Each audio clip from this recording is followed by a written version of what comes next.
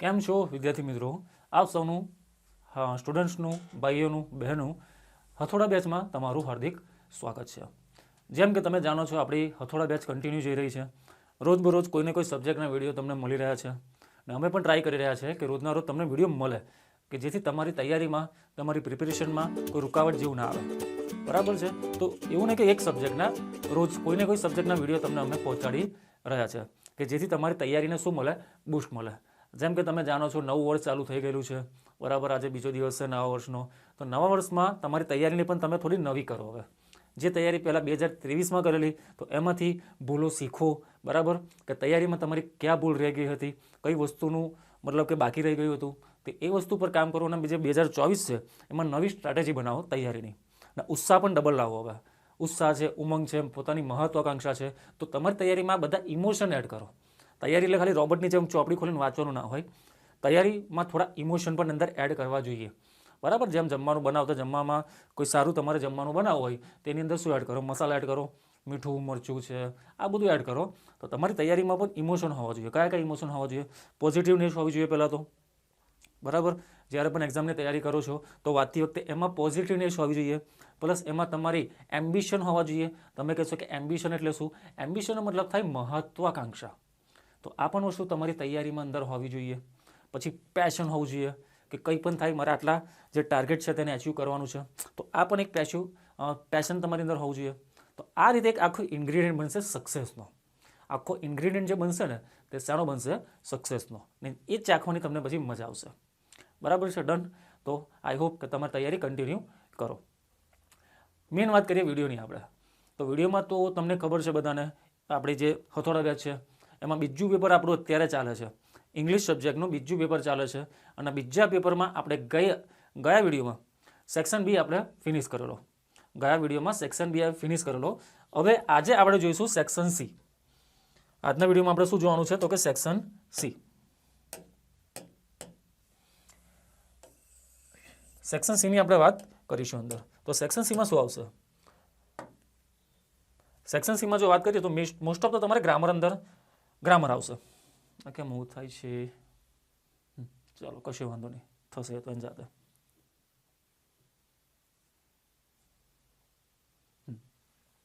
Section સીમાં છે ને તમારે ફંક્શન મેન આવશે. પહેલાં તો શું આવશે? ફંક્શન આવશે. બરાબર છે? WH આવશે, મતલબ કે ગ્રામર આવશે ઇન શોર્ટમાં. તો સેક્શન સીમાં ખાસ ધ્યાન આપજો. એમાં જો તમે માર્ક મળશે ને થોડા, તો ઓવરઓલ તમારે જે માર્ક આવશે ને ઇંગ્લિશમાં, એમાં સેક્શન સીનો રોલ બહુ વધારે છે. અને પ્લસ ઇમ્પોર્ટન્ટ એટલે પણ છે કે સેક્શન સીમાં તમે ઇઝીલી માર્ક ખેંચી શકો છો. ગ્રામર પૂછાય છે, પણ ગ્રામર છે ને સહેલું છે, એટલું બધું અઘરું નથી. જે મેઇન તો તમારે સેક્શન સીમાં જે ચેપ્ટર હોય છે તે ફંક્શન હોય છે. ફંક્શન એટલે એવું ચેપ્ટર કે હાથ નાખો અને રોકડા માર્ક તમને મળી જાય. તો આ વસ્તુ મેઇન તમારે જોવાની છે કે જ્યારે પણ તમે કોઈ સ્ટ્રેટેજી બનાવો વાંચવાની, મેં પહેલાં જ કીધું કે વાંચો એટલે ખાલી રોબોટની જેમ નથી વાંચવાનું, સ્ટ્રેટેજિકલી વાંચવાનું છે કે કઈ વસ્તુ વાંચીને હું માર્ક લઈ શકું.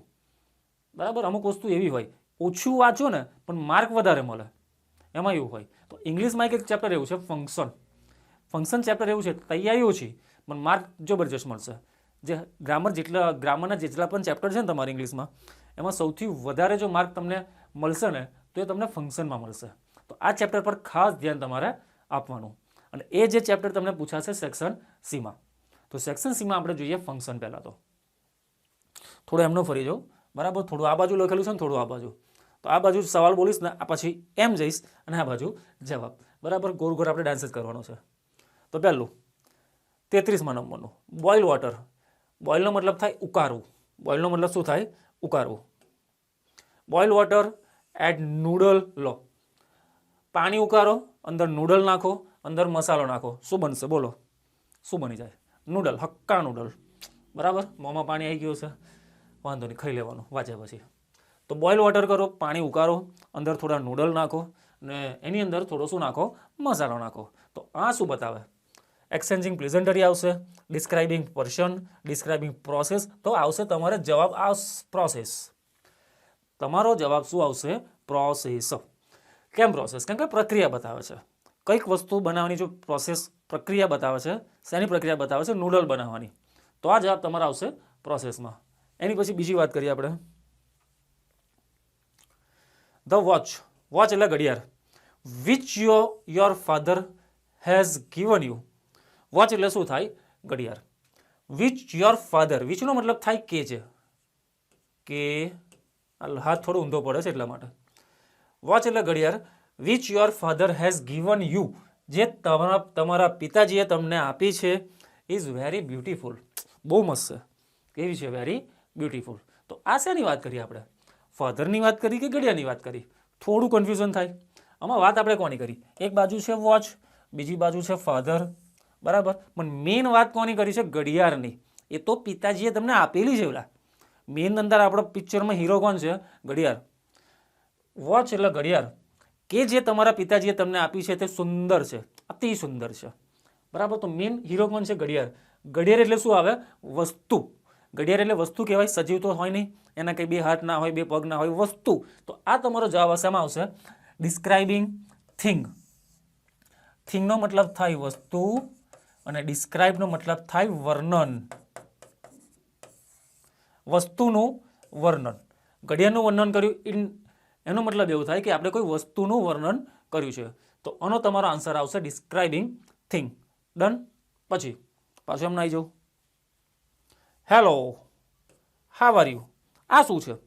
કોઈ તમને જ્યારે સવારે ઉઠો તો કે ગુડ મોર્નિંગ, રાત્રે સુવા જાઓ તો કે ગુડ નાઇટ, બપોરે મળો તો કે ગુડ આફ્ટરનૂન. આ તો મેઇન વસ્તુ છે. આની સિવાય ઘણા બધા લોકો તમને કહે હાય, હાવ આર યુ. એક્ઝામ આપવા જાઓ તો પહેલાં શું કહે? અમુક લોકોને ખબર ના હોય. અમુક લોકોને એવું કે એક્ઝામ આપવા જાય ને તો પહેલાં કોંગ્રેચ્યુલેશન કહે, ને રિઝલ્ટ આવે તો પછી કે બેસ્ટ ઓફ લક, બરાબર. તો આવું પણ ચાલે. એવું ના હોય. એક્ઝામ આપવા જાવ તો એની પહેલાં શું કહેવાય? Best of luck. રિઝલ્ટ સારું આવે તો ત્યારે કહેવાય congratulation. Hi, how are you, જય માતાજી, જય શ્રી રામ. આજકાલ તો ટ્રેન્ડમાં ચાલે છે, બરાબર. જય શ્રી રામ, જય શ્રી કૃષ્ણ. તો આ જેટલા પણ સારા વાક્યો બોલાય ને, સારું લાગે એવા વાક્યો, હું એને એવું કહું છું કે સારા વાક્યો.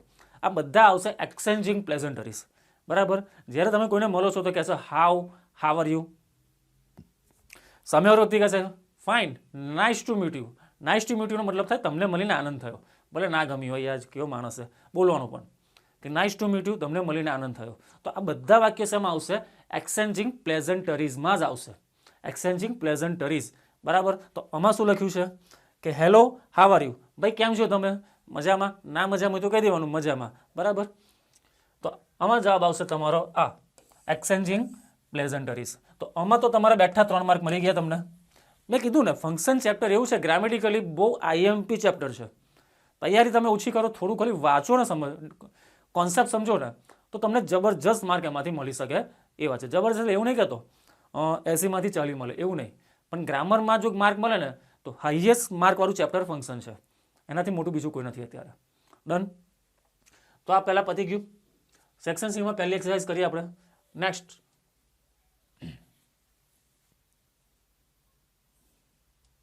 શું કીધું છે? ચૂઝ. ચૂઝ એટલે પસંદગી કરવી થાય. ચૂઝવું નહીં પેલું એમ. પસંદગી કરો. Write the appropriate response to complete the conversation. Conversion એટલે વાતચીત થાય, રિસ્પોન્સ એટલે જવાબ થાય.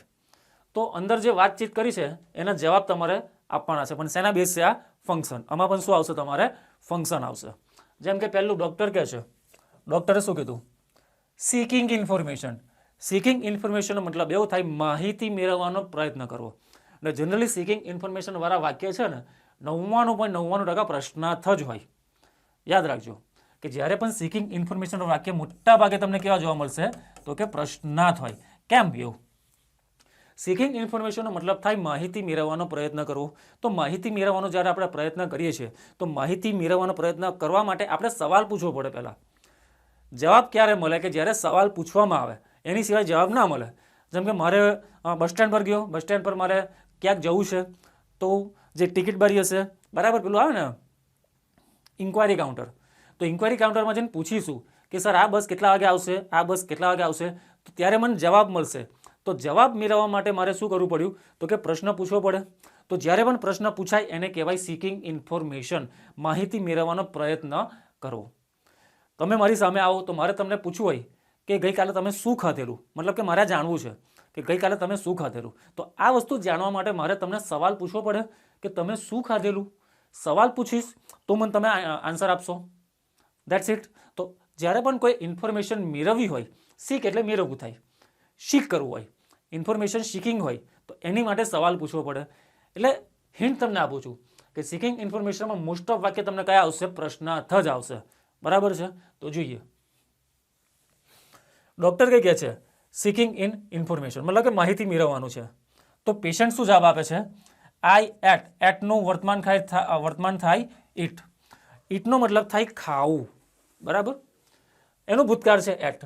પેશન્ટ એવું કીધું આઈ એટ પાવભાજી એન્ડ પુલાવ. મોમાં પાણી આવી ગયું. મેં પાવભાજી અને પુલાવ ખાધો હતો. તો એનો મતલબ કે ડોક્ટરે શું સવાલ પૂછ્યો હશે? સીકિંગ ઇન્ફોર્મેશન છે એટલે પ્રશ્નાર્થ જ વાક્ય છે. બરાબર? પણ તમે કહેશો સર પ્રશ્નાર્થ તો ચારે ચારમાં છે, અમાય છે, અમાય છે, અમાય છે, અમાય છે. હવે શું કરવું? તો જો ટેન્સ નક્કી કરો. જવાબમાં કન્ફ્યુઝન થાય એટલે ટેન્સ તમને કામ લાગશે. ટેન્સ કયો છે સમજવાનો. પેશન્ટે કીધું પાવભાજી ને પુલાવમાં કોઈ ટેન્સ ખબર નથી પડતી, એન્ડમાં પણ ખબર નહીં પડતી. ટેન્સ ખબર શેમાં પડશે? આમાં એક્ટ. કેમ કે જો વર્તમાનકાળ હોત ને વર્તમાનકાળ તો આમાં ઈટ આપ્યું હોત. શું આપ્યું હોત? ઈટ. આમાં એટ આપ્યું છે. એટ એટલે શું થઈ ગયો?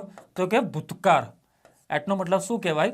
ભૂતકાળ. તો એનો મતલબ કે આ વાક્ય તમારું જે છે એ કયા કયો કાર શો કરે છે, કયો કાર બતાવે છે? તો કે ભૂતકાળ. તો આમાંથી ચારમાંથી જોવાનું ભૂતકાળમાં વાક્ય કયું છે. બરાબર? ને એક વસ્તુ મેં કેટલી વાર કીધી છે કે ભૂતકાળમાં જ્યારે પણ સવાલ પૂછાય ને તો હંમેશા શું વપરાય? એમાં ડીડ. ભૂતકાળમાં જો સવાલ પૂછાશે તો એમાં શું વપરાશે? ડીડ આવે. તો ચારમાંથી જોઈએ ડીડ શેમાં છે? Are you did. બરાબર? આમાં ઇઝ આવે. ઇઝ તો વર્તમાનકાળ કહેવાય, તો આ ખોટું. આર યુ, આર પણ વર્તમાનકાળ કહેવાય, ખોટું. ડુ વર્તમાનકાળ કહેવાય, તો આ પણ ખોટું. તમારો આન્સર છે આ. બરાબર? તો જોઈએ શું સવાલ છે. What did you have in dinner? ગઈકાલે રાત્રે તમે શું ખાધેલું? Last night. ગઈ રાતે. આ તમારો આન્સર. ટેન્સ જો તમે થોડા ઘણા જાણતા હોય તો તમને આન્સર મેળવવામાં થોડું ઇઝી રહે. બરાબર છે? ચલો એની પછી 37મું 37. વીરતી. બહુ વિચિત્ર નામ છે. વીરતી શું કહે છે? Why did. જો ડીડ આવ્યું, ડીડ આવે સમજી લેવાનું ભૂતકાળલા. બરાબર? Why did you quarrel with your neighbour? ક્વારલનો મતલબ શું થાય? ક્વારલનો મતલબ થાય ઝઘડવું. ક્વારલનો મતલબ જ થાય ઝઘડવું. તો આમાં સવાલ પૂછે છે વીરતી કે why did you quarrel with your neighbour? તું કેમ તારા પડોશી જોડે લડાઈ કરે છે? ભાઈ શાંતિ નહીં લાઈફમાં, જિંદગીમાં શાંતિ નહીં. બરાબર? આવું છે કે કેમ તું પડોશી જોડે લડાઈ કરે છે? તો નિશા કહે છે. નિશા શું કહે છે? Showing reason. રીઝનનો મતલબ શું થાય? તો કે ભાઈ કારણ.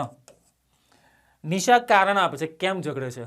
જોઈએ પહેલું, she is a quarrelsome person. She is એટલે તે છે ઝઘડારું. ક્વારલસમનો મતલબ શું થશે? ઝઘડારું. તે ઝઘડારું વ્યક્તિ છે. બીજું, આઈ ક્વારલ, હું ઝઘડેલી. એઝ એટલે કારણ કે સી કટ ધ ટ્રી, તેને શું કરેલું? ઝાડને કાપેલું. ત્રીજું, do you know her nature, શું તમે એનો સ્વભાવ જાણો છો? ને ચોથું કે why are you asking me this question, તું મને કેમ આ સવાલ પૂછે છે? તો વીરતીએ કીધેલું કે હું ગઈકાલે તું કેમ તારા પડોશી જોડે ઝઘડેલી? તો નિશાએ કારણ આપવાનું છે. તો આ ચારમાંથી કયું કારણ હશે? ટેન્સ. જો ટેન્સ ડીડ છે મતલબ કે ભૂતકાળ છે, તો આ જે તમારો જવાબ હશે એ પણ શેમાં આવવું જોઈએ? ભૂતકાળમાં જ આવવું જોઈએ. બરાબર? તો ડુ તો વર્તમાનમાં વપરાય ને. ડુ શેમાં વપરાય? વર્તમાનમાં. આ તો જવાબ આવશે નહીં. ને અમે તમે વાંચો તો જવાબ નહીં તમારો. કેમ કે do you know her nature, શું એનો સ્વભાવ જાણે છે? તો આનો જવાબ થોડી છે. હું તમને એવું પૂછું કેમ તું કાલે પહેલાં જો ઝઘડેલો, તો તમે મને એવું કહો શું તને એનો સ્વભાવ ખબર છે? તો આ એનો જવાબ તો નહીં. સવાલનો જવાબ આ ના કહેવાય. તો આ તો એમ નહીં આવે. આયરું, why are you asking me this question? સવાલની સામે સવાલ પૂછે છે. સવાલની સામે સવાલ ના હોય, સવાલની સામે જવાબ હોય. તો આ તો એમ નહીં આવે.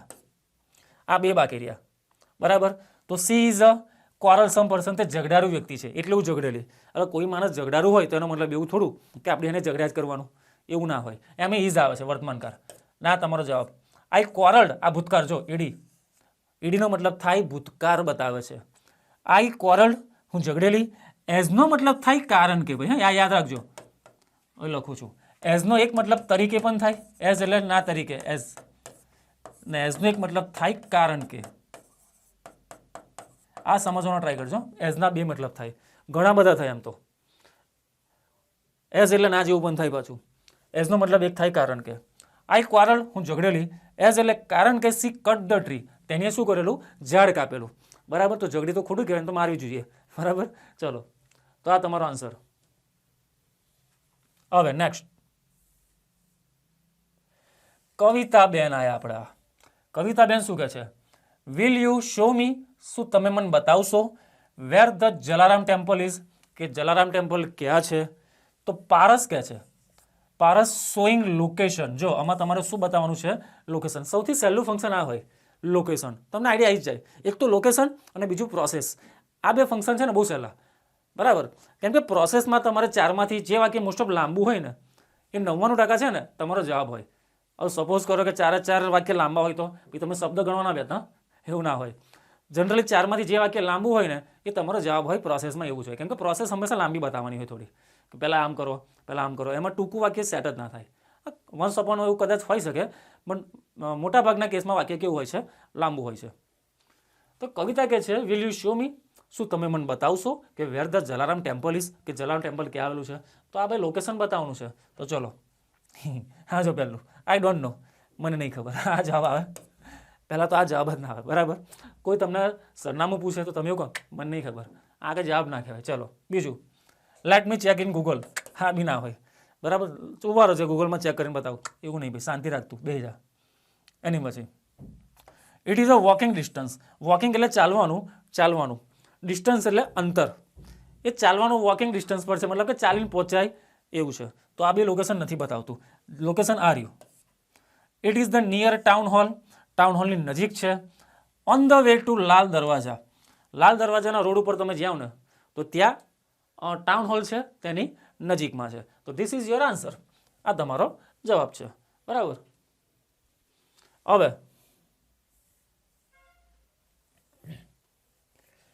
Complete the sentence choosing the correct option. એની પહેલાં આપણે શું જોયું?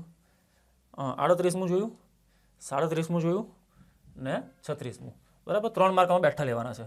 પેલા 3 ને આ 3, જો 6 માર્ક તમને એમ જ મળી ગયા. ના હવે તો આ પણ તમને ઇઝી પૂછ કરી નાખ્યું છે. પહેલાંમાં શું આવતું હતું કે અધૂરા વાક્યોને પૂરા કરવાના આવતા હતા, આટલું આવતું હતું, પણ આ નહોતું આવતું. જવાબ તમારે જાતે લખવાનો હતો. અધૂરા વાક્ય પૂરા કરવાના ફંક્શનની મદદથી, પણ એમાં આન્સર તમારે જાતે બનાવવાનો આવતો હતો. હવે તો આમાં પણ ઓપ્શન આવી ગયા, તો આના પણ તમે 3 માર્ક, પહેલાના 3 માર્ક, આના 3, આના 3 લો. ટોટલ 9 માર્ક તમને એક જ ચેપ્ટરમાંથી પૂછાય, અને એ ચેપ્ટરનું નામ છે ધ ફંક્શન. કરીને જોજો ભાઈ, ખાસ કરીને જોજો. મોસ્ટ ટાઈમ બી 9 માર્ક એક જ ચેપ્ટરમાંથી તમને મળી જાય. એટલે મોટાભાગનો જે ગ્રામર છે ને એમાં સૌથી મોટો હિસ્સો તો આ જ લખી લે, ફંક્શન. બરાબર, પછી છે ઇનડાયરેક્ટ, તો 2 કે 3 માર્કનું પૂછાય. એક્ટિવ પેસિવ 2 માર્કનું આવશે ખાલી. પછી ડુ એઝ ડાયરેક્ટેડ, બરાબર, તો જેન્ડર બદલવાનું આવે. છોકરો હોય છોકરી કરો, પછી એક વચન બહુવચન કરો, વર્તમાનકાર હોય તો ભૂતકાળ કરો, કાં તો વર્તમાનકાર હોય તો ભવિષ્ય કરો. આ ખાલી 2 માર્ક આવે. એડિટિંગ કદાચ કે 3 કે 4 માર્કનું આવે છે, પણ મોટા ભાગનું શું પૂછાશે? ફંક્શન. 9 માર્ક. મજા આવે એવું ચેપ્ટર છે, માર્ક ઇઝીલી મળી જાય. લો, હવે આનાથી સારું તો તમને શું જોઈએ? આનાથી સારું તમને શું જોઈએ મને કહો. બરાબર, તો કોણ કે ઇંગ્લિશમાં પાસ ના થવાય કે માર્ક ના આવે? થોડી ઘણી મહેનત કરો, થોડું ઘણું સ્માર્ટ વર્ક કરો, આરામથી 80માંથી 60+ માર્ક તમે લાવી શકો છો. 60+. હું તો કોઈ વધારે પણ આવે, પણ આ તો મિનિમમ કે તમે લાવી શકો છો બિંદાસ. બરાબર, ત્યાર પછી ના કહેતા કે ઇંગ્લિશ અઘરું છે, તમે તૈયારી નથી કરતા. Problem is that. પ્રોબ્લેમ આ છે, બાકી ઇંગ્લિશને વાગ ના આપો ભાઈ, એ તો બહુ ડાયું છે બિચારું. બરાબર, ચલો. Complete the sentences choosing the correct option, focusing the function in the bracket. In શોર્ટમાં આટલું કહું, અધૂરું વાક્ય તમારે પૂરું કરવાનું છે, 4માંથી કોઈ પણ એક સિલેક્ટ કરવાનું. કયો ફંક્શન આપેલો છે તમારે જોવાનું. પહેલું, search this app in play store. Search this app મતલબ કે જે એપ્લિકેશન છે ને તેને તમે શું કરો? પ્લે સ્ટોરમાં સર્ચ કરો. તમારે શું કરવાની છે? પ્લે સ્ટોરમાં સર્ચ કરો. એમાં શું બતાવ્યું છે કે ડિસ્ક્રાઇબિંગ પ્રોસેસ છે ભાઈ. આ તમને શું બતાવ્યું છે? ડિસ્ક્રાઇબિંગ પ્રોસેસ, પ્રક્રિયા બતાવી છે. બરાબર, તો 4માંથી કયું આવે જવાબ? જવાબ જો મેળવવો હોય તો પહેલાં વાંચવું તો પડશે ને. પહેલું, ડાઉનલોડ ઇટ. ડાઉનલોડ કરો. યુઝ ઇટ ફોર સ્ટડી, અને તેને સ્ટડી માટે એટલે ભણવા માટે વાપરો. પહેલું છે. બીજું, ડાઉનલોડ ઇટ, તેને ડાઉનલોડ કરો. ડોન્ટ યુઝ ફોર સ્ટડી, ભણવા માટે ના વાપરો. ડોન્ટ ડાઉનલોડ લો તો આ તો આમાં એવું જ કીધું ડાયરેક્ટ ડાઉનલોડ જ ના કરો and don't use it for study. કે ડોન્ટ ડાઉનલોડ આમાં પણ એવું છે કે ડાઉનલોડ ના કરો, યુઝ ઇટ ફોર સ્ટડી. તો આમાં શું છે, search this app in play store. Play સ્ટોરમાં એપ શોધવાની છે તો એની પ્રોસેસ છે. તો ડોન્ટ ડાઉનલોડ તો આ તો આવે જ નહીં, કેમ કે આમાં તો ડાઉનલોડ કરવાની જ ના પાડી દીધી છે. તો આ તો વાર્તા પતી ગઈ. આ બે આવ્યું. ડાઉનલોડ ઇટ, ડાઉનલોડ કરો તેને ભણવા માટે વાપરો. અને આમાં શું છે કે ડાઉનલોડ કરો અને ભણવા માટે ના વાપરો. તો ભાઈ ભણવા માટે ના વાપરવું તેનું કંઈ કામ જ નથી. તો આ તમારો જવાબ. Download it and use it for study. બરાબર, તો તમારો જવાબ આવશે. એની પછી my uncle could not attend the function. મારા કાકા છે એટેન્ડ કરી શક્યા નહોતા. જો કરી શક્યા નહોતા, કુડ નોટ આવે છે ને ભૂતકાળ, કે મારા કાકા છે ને ફંક્શન એટેન્ડ કરી શક્યા નહોતા. આમાં તમારે શું બતાવવાનું છે તો કે શોઈંગ રીઝન.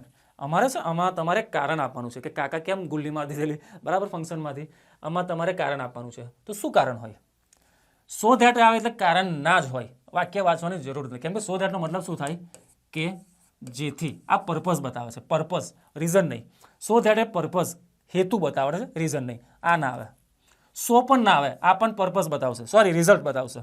આ પણ ના આવે. બીકોઝ આવે, હા બીકોઝ આવે. કારણ હોય એટલે બીકોઝ આવે જ. પણ બે વાક્ય છે, બેમાંથી જોઈએ કે બીકોઝ હી વોઝ ઇલ, તે બીમાર હતા.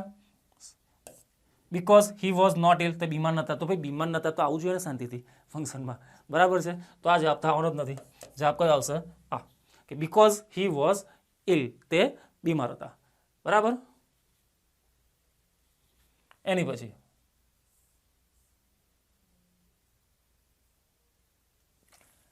નેક્સ્ટ વીક ધ પીએમ પ્રધાનમંત્રી નરેન્દ્ર મોદી સાહેબ વિલ વિઝિટ એટલે મુલાકાત લેશે. Indicating alternative. આમાં તમને શું આપ્યું છે? ઓલ્ટરનેટિવ. તો જ્યારે તમને ઓલ્ટરનેટિવ આપે, ઓલ્ટરનેટિવમાં કયા શબ્દ આવી શકે? ઓર આવી શકે, અથવા શું આવી શકે? એક બીજું આવી શકે આઈધર ઓર, ને ત્રીજું કયું આવી શકે તો કે નાઈધર નોર. આ ત્રણમાંથી કોઈ એક તમને આવી શકે છે એમાં ઓલ્ટરનેટિવમાં.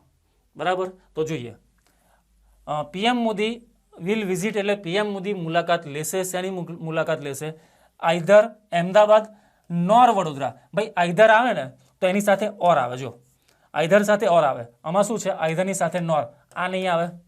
બીજું નાઈધર અમદાવાદ ઓર વડોદરા, આ પણ ના આવે, એમ કે નાઈધરની સાથે નોર આવે, નોર. તો નાઈધરની સાથે ઓર છે એટલે એમ ખોટું ભાઈ.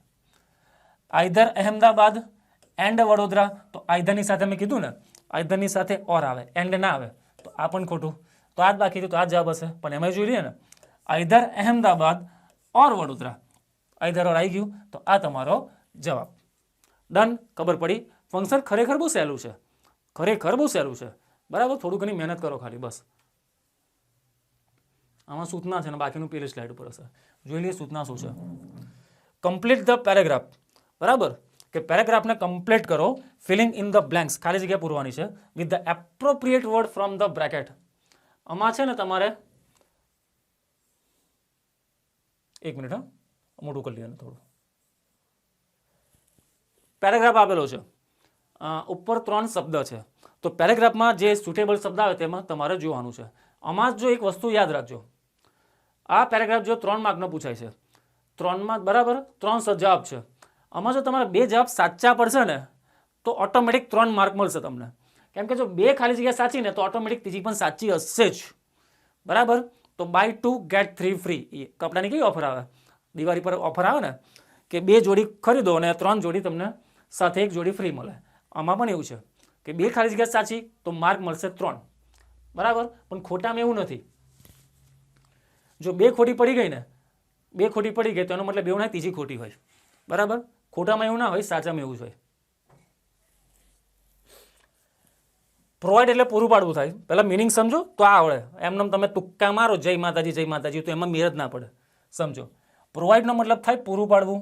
ક્યુરિયોસિટીનો મતલબ શું થાય? આતુરતા અથવા જિજ્ઞાસા. ને સ્ટેજ એટલે તબક્કો. એ તો બધાને ખબર છે. પ્રોગ્રામમાં સ્ટેજ ઉપર ઉભા રહીને બોલાવે, એ સ્ટેજ અલગ હોયલા. આ સ્ટેજનો મતલબ થાય તબક્કો. બરાબર. અને પ્રોવાઈડનો મતલબ શું કીધું મેં? પૂરું પાડવું અથવા આપવું. હવે જોઈએ પેરેગ્રાફ શું કહે છે.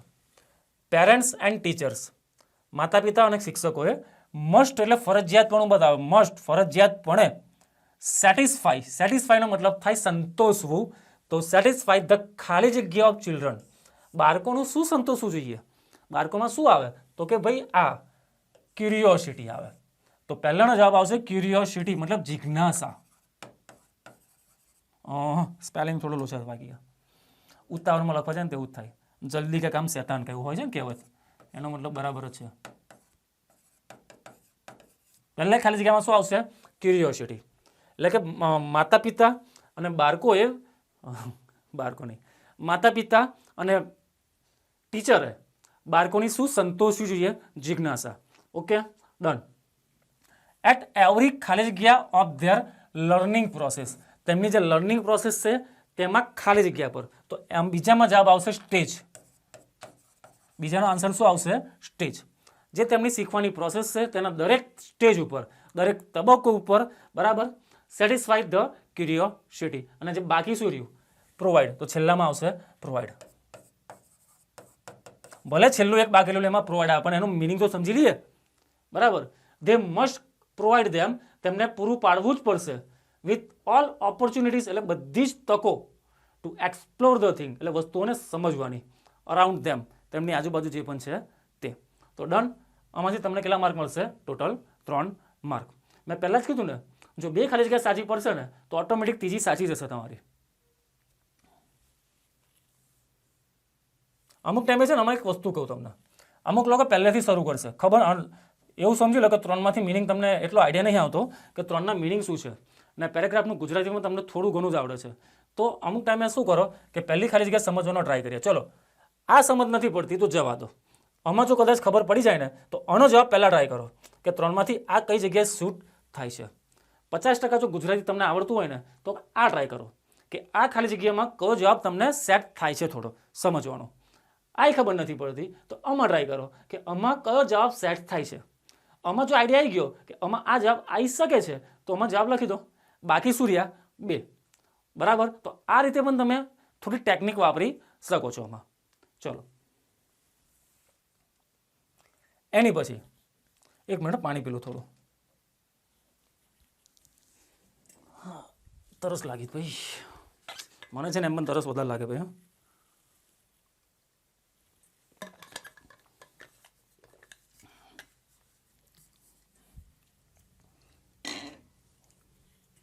ચલો કન્ટિન્યુ કરીએ આપણે. Find and write the words having nearest meaning. Nearest મિનિંગનો મતલબ થાય નજીકનો મતલબ, નજીકનો શબ્દ તમારા અંદર શોધવાનો છે. સમાનાર્થી શબ્દ ગુજરાતીમાં કેવું આવે છે તો ઇંગ્લિશમાં આ જ છે. નિયરેસ્ટ મિનિંગનો મતલબ આ જ થાય. પહેલું છે હેબિટેટ. હવે હેબિટેટનો મતલબ હું તમને કહી દઉં, 3ના મતલબ લખી દઉં. હેબિટેટનો મતલબ શું થાય તો કે રહેઠાણ. આ પહેલું. બીજું શું છે? ઓથેન્ટિક.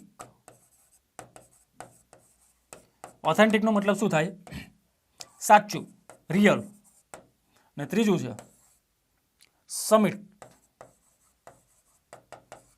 સમિટનો મતલબ શું થાય? શિખર. ડન. તો 3નો મતલબ મેં લખી દીધા. હેબિટેટનો મતલબ શું કીધું? રહેઠાણ. તો આ 4માંથી રહેઠાણવાળું શું છે? ઝૂ છે. ઝૂ. ઝૂ તો ભાઈ રહેઠાણ ખરું, તમારું નહીં, પ્રાણીઓનું. બરાબર. ચલો, આ ના આવે. હોમ એટલે ઘર થાય, એરિયા એટલે તો વિસ્તાર, ને હેબિટ એટલે આદત થાય. તો 4માંથી શું થાય? હોમ. હોમ એટલે રહેઠાણ કહેવાશે ને, આપણે બધા જ્યાં રહીએ છીએ ત્યાં, તો એનો જવાબ આવશે હોમ. બીજું ઓથેન્ટિકનો મતલબ શું કીધો? ઓથેન્ટિકનો મતલબ મેં કીધો કે સત્ય, સાચું, રિયલ. લો છે જ આમાં રિયલ. બાકી તો ફેક એટલે ખોટું, રિટર્ન એટલે લખાયેલું, ઓરલ એટલે મૌખિક, આ ના આવે. આનો જવાબ આવશે રિયલ. સમિટ. સમિટનો મતલબ મેં કીધું ને શિખર. મીટિંગ ના. લેન્થ એટલે લંબાઈ થાય. હા, લેન્થ એટલે લંબાઈ, હાઇટ એટલે ઊંચાઈ. પીક એટલે શિખર, ટોચ. પીકનો મતલબ શું કહેવાશે? ટોચ. નહીં કહેતા પર્વતની ટોચ ઉપર, at the peak of the mountain. પર્વતની ટોચને શું કહેવાય? શિખર. બરાબર. તો સમિટ એટલે પીક. ડન. તો આ પણ ડન થઈ ગયું. હવે આપણે આવી ગયા સેક્શન ડી ઉપર. પતી ગયો ટાઈમ? તો જોઈ લઈએ. આજના વિડીયોમાં આપણે શું કર્યું ફ્રેન્ડ્સ, સેક્શન સી કર્યો છે બરાબર. તો આજે આપણે આટલે સુધી જ રાખીશું, આનાથી આપણે વધારે જઈશું નહીં, કેમ કે સેક્શન સી તો પતી ગયો. હવે સેક્શન ડી ચાલુ કરી દઈશ ને તો તમને થોડું વધારે પડતું થઈ જશે ફટાફટ. પણ હું એવું માનું છું કે મેક્સિમમ એક વિડીયોમાં એક સેક્શન આવી જાય તો ઘણું સારું છે. ઓકે, તો નેક્સ્ટ વિડીયોમાં આપણે શું કરીશું, હવે સેક્શન ડીથી શરૂઆત કરીશું. તો મળીએ ત્યાં સુધી, ગુડ બાય, ટાટા, કાળજી રાખજો, ભણતા રહેજો, બરાબર, બાય.